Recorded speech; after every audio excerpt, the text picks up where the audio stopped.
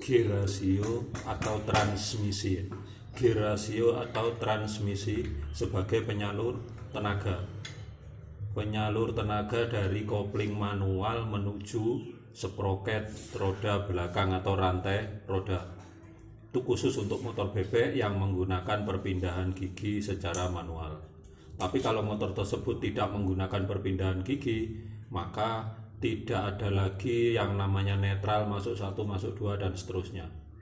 Kita menyebutnya dengan tipe CVT atau Matic. CVT itu kepanjangan dari Continuous Variable Transmission. Jadi transmisinya bisa berubah secara otomatis berdasarkan kekuatan dari gaya sentrifugal pada roller atau pule primer. Nah, sedangkan untuk Shogun 110, ini khusus 110 ya, bukan 125. Shogun 110 ini memiliki urutan 1, 3, 4, 2. Poros primer ini ya. Poros primer di sini nanti ada kopling manual, poros sekunder di sini ada gear sproket roda belakang.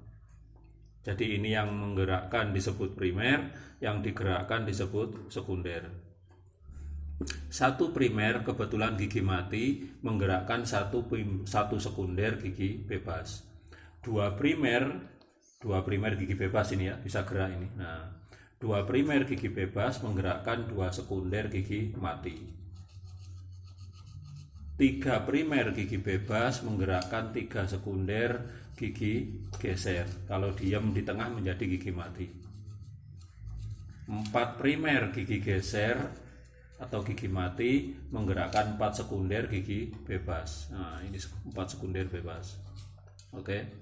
Sehingga dalam kondisi netral, putaran dari mesin itu tidak diteruskan ke rantai dan roda belakang karena poros sekunder tidak berputar dan gigi geser tidak mengikat. Lalu jika terjadi masuk gigi satu, ini yang bekerja. Oke. Gigi 3 geser sekunder mengikat gigi satu. Nah, ini masuk satu ya. Sehingga putaran dari satu primer diteruskan ke satu sekunder.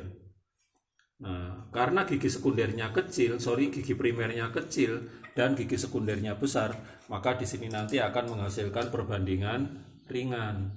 Jadi kalau pemutarnya kecil itu ringan, tapi kecepatannya kecil juga, torsinya yang besar. Apa bedanya torsi sama kecepatan? Kalau torsi itu adalah tenaga yang dibutuhkan untuk memutar. Jadi kalau dibilang torsinya besar, berarti RPM 2000, 3000 motor sudah bisa jalan. Itu karena torsi besar. Tapi kalau kecepatannya tinggi, kamu mau menjalankan motor harus memerlukan RPM tinggi. RPM-nya harus tinggi dulu. Nanti kita contohkan pada gigi 4. Oke, itu untuk gigi 1 ya. Saat gigi 1 bekerja, gigi 3 geser sekunder mengikat gigi 1 sekunder. Selanjutnya saat masuk 2, gigi 4 geser primer mengikat gigi 4. Mengikat gigi 2. Jadi saat masuk 2 yang bergerak adalah gigi 4 geser primer mengikat gigi 2, sehingga putaran dari gigi 2 diteruskan ke 2 sekunder. Nah, setelah masuk 2, masuk 3 itu yang terjadi primernya melepas gigi 2, sekundernya mengikat gigi 3. Jadi yang di sini gigi 2-nya dilepas, gigi 3-nya dikunci. Ini masuk 3. Putaran dari 3 primer diteruskan ke 3 sekunder. Terakhir untuk top speed. Ini 3-nya yang ke sini ya. Ini 3. 3 itu primernya mengikat ke gigi 3 sehingga gigi 3 yang tadinya bebas menjadi gigi mati menggerakkan 3 geser sekunder. Ketika top speed, gigi geser primer melepas gigi 3, primernya kembali ke tengah gini ya. Primernya kembali ke tengah, yang tadinya di sini kembali ke tengah. Dan gigi 3 geser sekunder mengikat gigi 4 bebas. Sehingga putaran dari 4 primer menggerakkan 4 sekunder dan diteruskan ke roda belakang. Itu proses kerja pada gigi transmisinya. Nah, pergerakan gigi geser ini dipicu oleh garbusibdrum namanya. Garbusibdrum atau sifork. Garbusibdrum itu nanti digerakkan oleh bintang sibdrum dan Forsnelling. Jadi dari situ nanti Forsnelling bisa menggerakkan transmisi perpindahan gigi terjadi.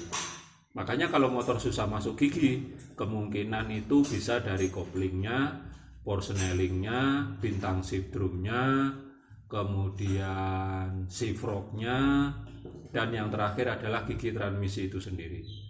Jadi kemungkinannya sangat banyak. Jadi kita periksa dari yang mudah dulu, yang ringan dulu. Ini masuk giginya kok susah.